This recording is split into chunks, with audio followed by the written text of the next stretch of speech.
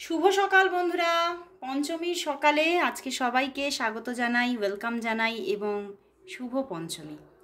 সবাই আজকে থেকে উৎসবে মাতবেন, সবাই আনন্দ করুন, সুস্থ থাকুন এই কামনা করে শুরু করছি আজকে রিডিং নিয়ে চলে এসেছি আজকে আবারও আপনার ভালোবাসার মানুষের মর্নিং ফিলিংস। বলবে দিদি এত দেরি কেন?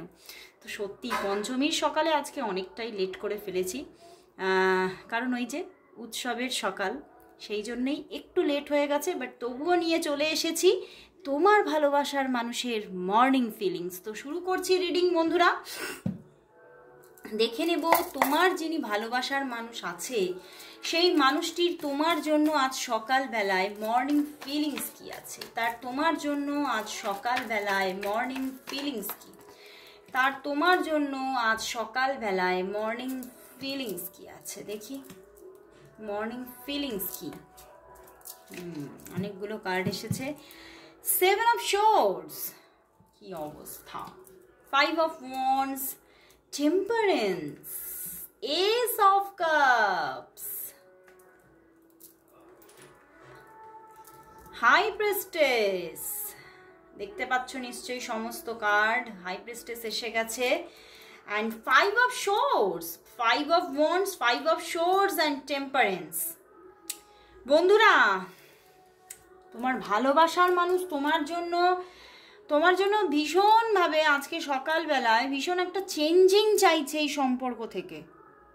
এই সম্পর্কটা সে ভীষণভাবে আরও একটা এই সম্পর্কের মধ্যে আরও একটা পজিটিভিটি দেখতে চাইছে। এই সম্পর্কটা তার জীবনে একটা আমূল পরিবর্তনকে নিয়ে আসুক, সেটাই তিনি চাইছে। তিনি চাইছে তো বটে, কিন্তু তিনি দেখছে সেটা কিছুতেই সেইভাবে ঘটছে না। তিনি চাইছে এই যে টেম্পারেন্স, মানে তিনি একটা ব্যালেন্স চাইছে, এই সম্পর্কটা যাতে ঠিকঠাকভাবে এগোয় সেটা উনি চাইছেন।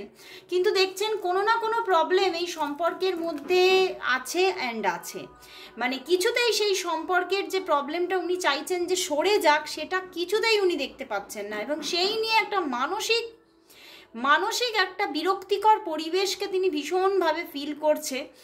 এবং মাঝে মাঝেই নিজের মনের সঙ্গে উনি কিন্তু মানে নিজের মনের সঙ্গে ঝগড়ায় পড়ে যাচ্ছেন আজকে সকালবেলা। মানে নিজের মনের মধ্যে না বিভিন্ন প্রশ্নোত্তরের ঝড় উঠেছে। নিজেই প্রশ্ন করছে, নিজেই উত্তর দিচ্ছেন, নিজেই প্রশ্ন করছেন, নিজেই উত্তর দিচ্ছেন। এইভাবে নিজেই কিন্তু সওয়াল জবাবে মেতেছেন যে আমি কি এটা ঠিক করছি নাকি ঠিক করছি না, এটা কি ঠিক নাকি এটা কি ভুল, হ্যাঁ আমি যেটা চাইছি সেটা কি হবে না হবে না, আমি যেটা চাইছি সেটা কি একটা বাস্তবিকভাবে মানে আমার চাহিদাটা কি বাস্তবিক নাকি অবাস্তবিক, মানে বিভিন্ন রকমের প্রশ্ন তাকে আজ সকালবেলায় যেন ঘিরে ধরেছে।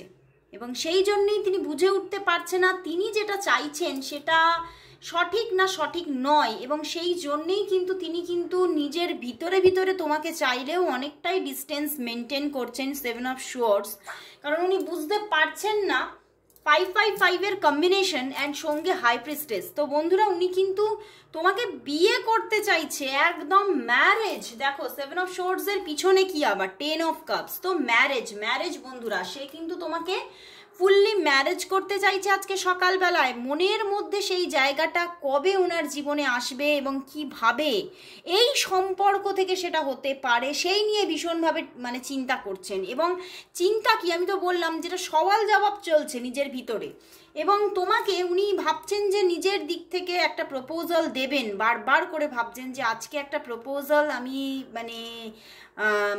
দেওয়ার ইচ্ছা ভীষণভাবে, বাট আমার দেওয়াটা উচিত না উচিত নয়, যেটাই তিনি করতে চাইছেন তার জন্যই প্রশ্ন এসে যাচ্ছেন। কিন্তু ওনার কিন্তু তোমাকে প্রপোজ করার ভীষণ ইচ্ছা।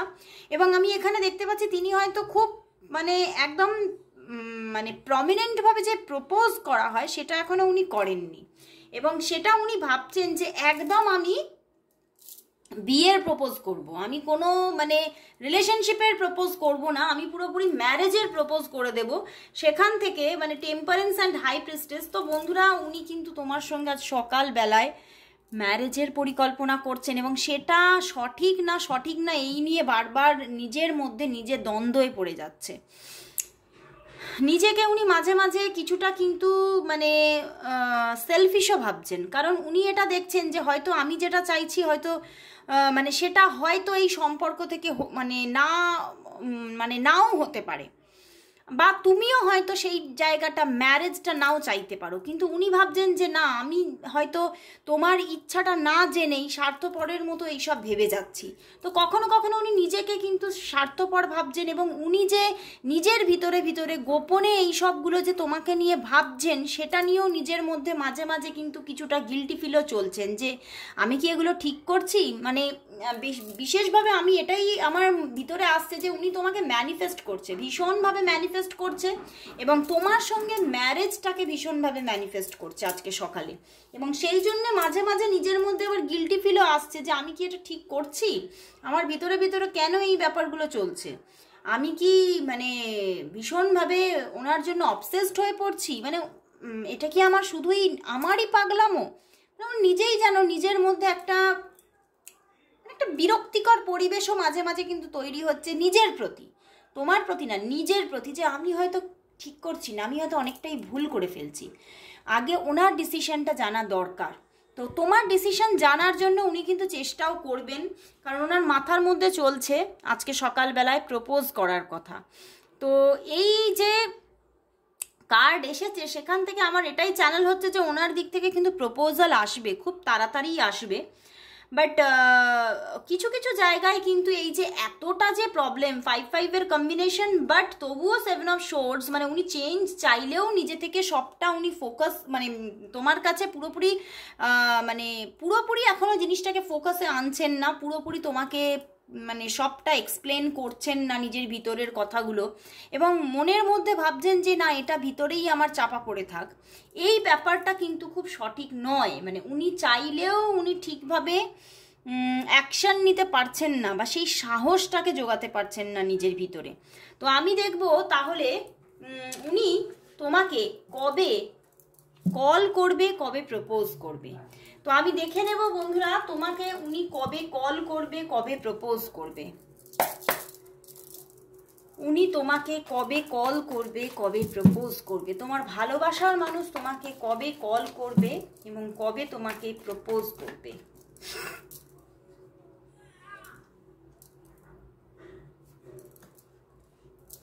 দেখি আবার 7 অফ ওয়ান্ডস।